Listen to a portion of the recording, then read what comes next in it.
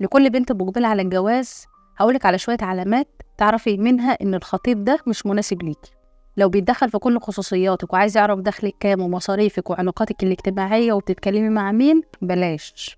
لو في كل حوار معاكي بتلاقي كلمة ماما ماما، اعرف إن ده ممكن يكون جدا ابن أمه. لو هو شخص مش مسؤول وبيتنقل في الشغل كتير، مش ملتزم بشغله، يبقى ما عندوش طموح ولا أهداف. ولو كان كلامه أكتر من أفعاله مش هيلتزم بأي وجود معاك.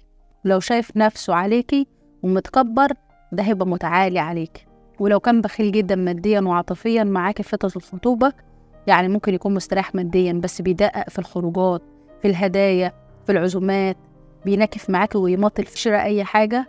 لو بيفضل أصحابه عليكي وبيفضل الخروج معاهم، أو إن يكون ليهم الأولوية في التواجد في حياته، أو بيتدخل في علاقاتك مع والدك ووالدتك واخواتك وبتتكلمي مع مين وبتعملي ايه، ده برضو لا. لو كان هدفه انه يغير منك سواء في طريقة اللبس او الكلام او حياتك عموما، برضو ده لا.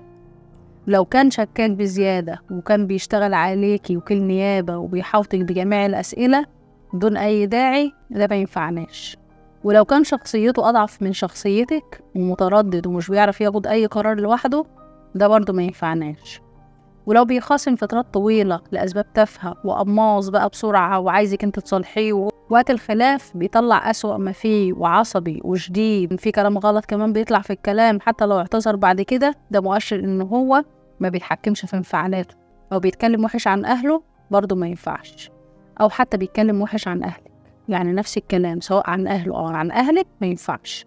لما يكون مختلف عنك في طريقة تفكيرك أو أسلوبك في الحياة، برضو ما ينفعش. لازم يكون في توافق في العلاقة. ولما يكون أقل منك في المستوى العلمي أو المادي، ده مستقبله ممكن يسبب لك بعض المشاكل بعد كده انت في غنى عنها. لما تلاقيه بيتكلم وحش عن خطيبته اللي قبل كده، ان هو معناه ان هو مش بيحفظ اسرارهم وغلط، وممكن يجي ساعة الغلط او الانفصال ويتكلم عنك بطريقة برضه مش كويسة. دي بعض العلامات اللي تقولك الشخص ده مش مناسب ليكي. الافضل تعيدي ترتيب افكارك واولوياتك. ويا ريت تكتبي لي في التعليقات لو انت مخطوبة ايه من العلامات اللي انا قلتها حصلت معاكي قبل كده في علاقة او في ارتباط او مع خطيب.